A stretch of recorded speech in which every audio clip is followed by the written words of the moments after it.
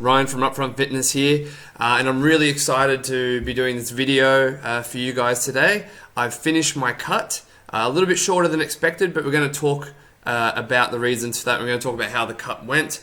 I still have a few people doing a cut and a few more who've just started one recently. So this video is really going to, pardon me, help tie together the first video I did at the start to the end. How did I go? What did I accomplish? Did I actually stick to my plan? That's what we're going to talk about, and hopefully this should really help a lot of you guys out, especially with adopting a long-term vision. Okay, so I finished my shortcut. It was a shortcut. Did I follow through my original plan? What results did I get? And then some reflections and takeaways. Okay, so let's get stuck in. All right, so for those of you who watched the first video that I did, you'll recognize this table probably, and this was where I kind of outlined my plan, or the general gist of how I was going to go about doing this cut. So remember, what we're trying to do is create a calorie deficit. We want to reduce calorie intake, and we want to increase energy expenditure to widen that gap so the weight comes off. Okay, so use existing eating routines and structure. Tick, I did that. Core eating principles regardless of training phase. Yep, we're going to go into that again later. I took some before photos and some measurements so I knew where I was kind of at, and that helped keep me motivated. I knew my strengths and weaknesses, planned out lunches ahead of time, and I scheduled walks and general activity increases. I had bigger portions of lean meats, especially chicken. That was my go-to. Veggies. I stuck with my training for the most part, and I pushed breakfast back later. And I tried to do some more housework, which was good because now I'm in a better habit of kind of doing a bit more just general maintenance of certain things in the house that I'd kind of not been so good at beforehand. So I did all these things, some more than others, but I did do all these things pretty much throughout. Why am I stopping after only about 4 or 5? It's been about 5 weeks. 5 weeks in. Really simple. You ready? This is going to blow your mind. I just stopped caring. I stopped caring. I accomplished what I wanted to accomplish. I was satisfied with my progress photos, as you'll see. You'll see how much weight I dropped in about that 5 week span. I was pretty happy, and I didn't really have much reason to keep going. I'm starting to care more about my gym performance, and eating in a deficit is starting to affect that. So I'm like, no, I actually want to get my gym stuff going back up the way I want it to go now, and my values have changed. So yeah, I lost the motivation. My health is fine. My weight and measurements are great. I'm well within healthy limits. I'm happy with the aesthetics that kind of came with it, I guess. The wife is happy, so that's good. Degree of fat loss has been great. I went pretty aggressive. And like I said, wife is happy. What else is there? There was no reason for me to keep going, so I stopped. It was only 4 or 5 weeks, but I got done what I wanted to get done in that short space of time. What the hell's the point of continuing? Before we get into the results, let's quickly talk roadblocks and kind of how I went around them, because this is one thing that I kind of preach to a lot of my clients. I won't go through in detail. You can look at this. You can pause and have a read if you want. I had hunger pains some days early in the morning. So when I noticed that I was getting kind of hunger pains that were waking me up, which really didn't happen too often, but I did go somewhat aggressively, so that happened a couple of times. When I noticed that happening, I just ate a bit more in the evening and spared a bit more calories in the morning. So I just went with that.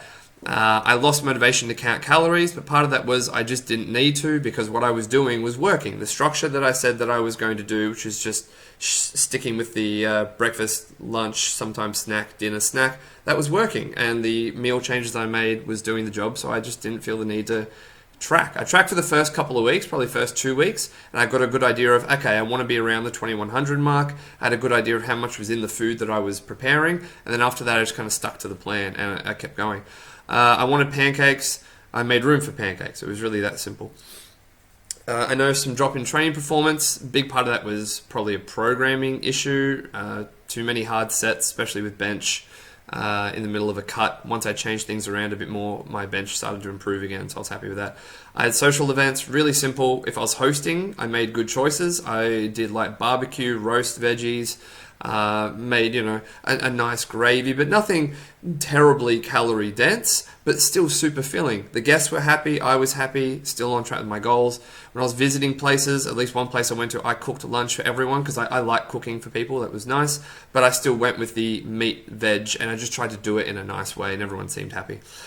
Or if I was visiting someone, I would just say no to certain foods, or, it depends who you're seeing, but you just think ahead.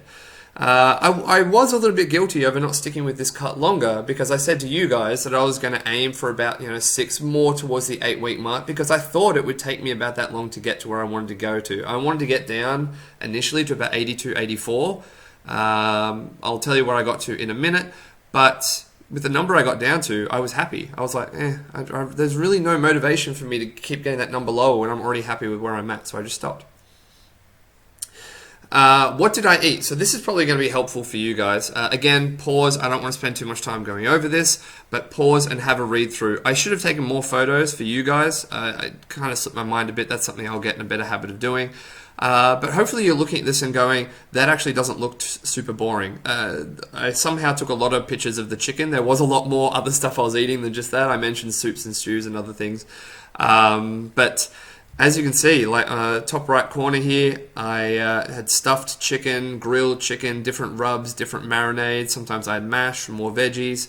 This stew down here, this mixed bean stews, got chickpeas and kidney beans and lentils and chicken and heaps of veggies and stuff in it. That was only 405 calories per serve, which for me is a good amount. But look how much was packed in it. 21 grams of carbs. I usually had it with a piece or two of bread. 13 grams of fat. 50 grams of protein for a serve. Super filling. This sucker would fill me up. Like one bowl of this with 1 or 2 pieces of bread, and I was full for like 5-6 hours, man. And like having a whole lot of water with it. Like this was a really great meal, and it's not very many calories for what you see is in your bowl, because that whole pot is worth nearly 3,000 calories. So I break that up into 6 to 8 serves, and I just go with that. Like they're big portion sizes, man. So as you can see over here, I stuck with my routine. Breakfast, lunch. Usually if I had a snack between lunch and dinner, it was because I was going to be having dinner later because of clients. So usually it was one or the other, not both. So usually about 4 feeds per day. You can kind of see what I was eating there. It's all pretty lean. And I just stuck with this, and I lost the weight really quite quickly. So let's get into what you're here for, the results. So we're going to go over the numbers. Weight, I went from about 90.4 down to about 85.2, so about 5 kilos, which is close to 5%-ish body weight, which is pretty good. Just over 5%, just over 5%. Waist, 91 centimeters down to 87, so it's about 4 centimeters from the waist, which is pretty cool. Hip, 105 to 104. I really didn't have much on my bum to start with, really, so it was really from my waist and a couple of other places. You can see the graphs here. Again, pause if you want to.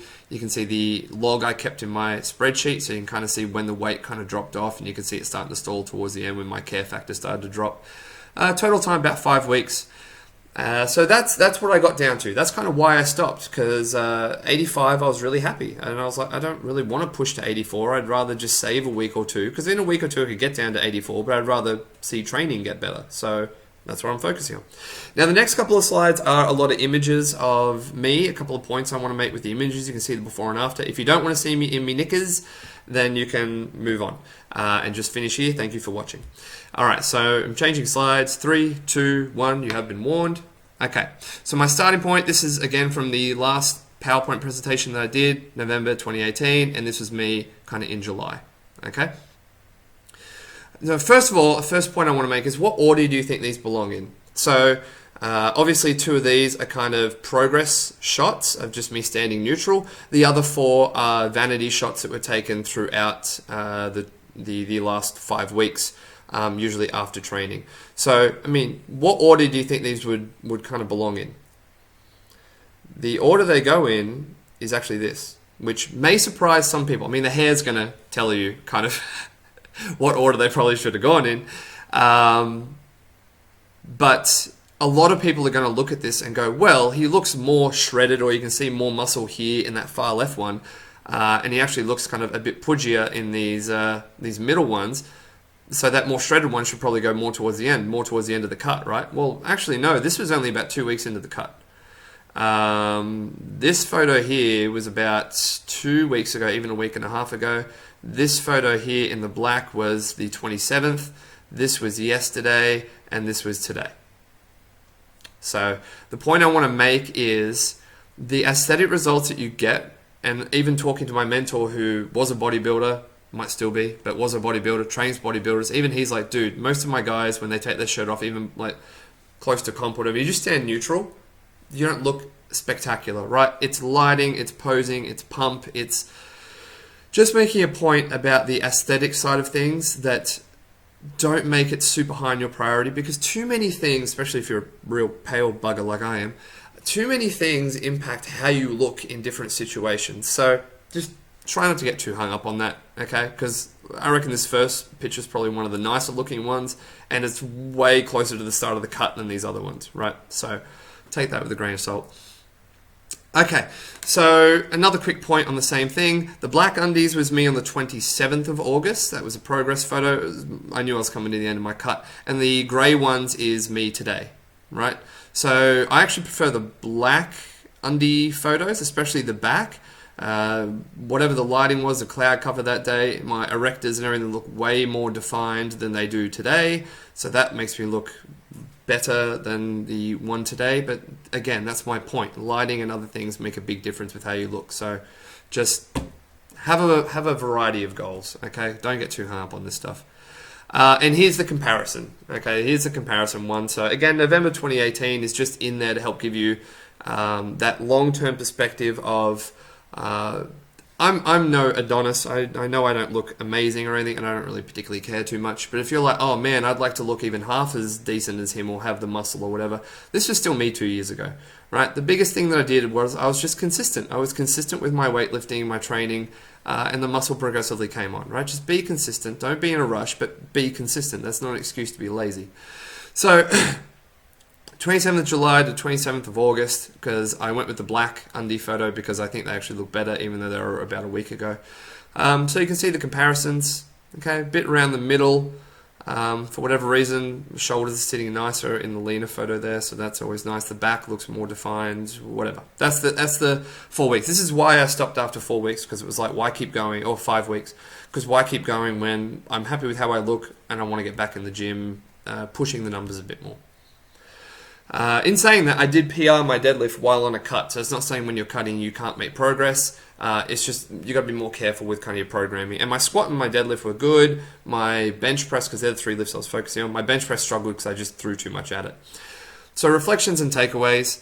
At least this and the last time that I cut, I am better in short stints. My last cut only lasts about 6 weeks as well, and I think I lost about 5 to 6 in that period as well. So I just seem to do better in short stints. But there may be a time and a place where I have to go longer, and that's fine. I deviated slightly from my initial intentions. I remember saying that I was planning on tracking, and I did track, like I said, for the first 2 weeks. But then once I had the rhythm down pat, I didn't feel the need to do that anymore. So, but what I was doing worked, so I kept going with it. When the weight stalled, I knew why. I wasn't going out for my walks and stuff as much. I was intentionally eating a little bit more, and part of that was I could have stopped when I felt full before bed, but I wanted a couple of extra little things because I stopped caring. And I was just like, no, I want to enjoy this thing. So my goal at the moment is to kind of try and keep my weight in the 85 to 86 range, probably for the next 2 months or so. Keep it in that range. Hopefully not go much heavier than that. So pretty much sticking with how I have been eating and just adding in a little bit more is the plan. Just adding in small amounts more and just keeping track of the scale weight. And just maintaining it is pretty much all I'm going to do. But sticking pretty much with what I'm doing, still avoiding rice and pasta and stuff for now, for the most part. And the last big one, the big point to really drive home, because weight loss, in my experience as a PT, is quite difficult for beginners. There's a big difference between something being simple and something being easy. Don't complain when you're not doing the basics. So my point is, weight loss is simple as a concept. It's simple. We spend more energy, we eat less energy, we create a deficit, we lose fat. That's simple. It's not easy, especially if you are new to this or you're not coming at it with the right attitude. I see too many people, even clients who say they want to do a cut, and I go, okay, well, starting out, the best way to do it is let's track your numbers, let's take some photos, like your weight numbers, let's take some photos, at least keep a food log, writing down what you're having. If it's one of your first times, calorie counting is something that you really, really ought to be doing at some stage early on in the weight loss process, depending on the individual, because you need to be quantifying what you're having in some capacity, right? And too many people just think in their head, they're like, I'm in a cutting phase, therefore I will lose weight. And they don't. because they're still having kebabs. They're still going, oh, I went out with friends and then, yeah, we did this, we did that. Oh, we had a couple of drinks. Oh, yeah, I fell off the wagon and went to Macca's 2 or 3 times because I didn't prepare my lunch. And excuse. And a lot of people, when they start out, their excuses are valid because this is part of your lifestyle that you're trying to change. But again, there's a big difference between someone who kind of comes ready for battle with their lifestyle and battle with themselves and goes, okay, I'm actually going to not talk the talk, I'm going to walk it. I'm going to start planning. Like I did in my first presentation, I wrote down where my strengths and weaknesses were, what my plan of attack was. I wrote down all those things, and then I was like, bang, I'm going to stick with it. The only thing I really didn't do was calorie count after the first 2-week mark because what I was doing was working. I got into the routine. At the end of the day, all that matters is it was working. But if you're consistently late for check-ins, and the people who are late for their check-ins, if you're a client, typically do worse than the ones who are on top of that. If you're rarely tracking your weight, you're inconsistent with logging your food, you're always reactively eating rather than proactively planning your food. So all my food was mostly planned. I'd buy bulk packs of chicken, I'd put a rub on them, cook a big bulk on the barbecue in one go, and I've got chicken for lunch for 5 or 6 days. And then the veggies is just a matter of boiling them up. If you are struggling to lose weight, but you are not attempting the basics, that's on you. And that's kind of where my bar is set at the moment. The people who are engaged and on it, you're on it. Granted, this is my work and I know what I'm doing now. I've done it a couple of times. But I managed, as a not overweight person starting out, I managed to get 5 kilos off in 5 weeks. I'm not going to say it was easy, but it wasn't overly difficult. Again, I appreciate that this is my work and you would expect that I'd be able to do stuff like that. But most of you are capable of the same thing if you're following the recommendations that are given to you. So I hope this has been an encouragement, and I hope you can take what I'm saying in the spirit that it's intended. Set your goals and let's start attacking them. All right, let's have the conversation. Don't just say it'd be great to achieve these things and leave it at that. Put the alarms in, put the stuff in the diary, set a time and a place to start actioning these things. Stop letting the excuses define your results. All right? So take care, guys. I hope this has been encouraging and motivating for you. I'm looking forward to getting your feedback. It's been fun. I'm looking forward to getting back on the gain train. Take care, everyone.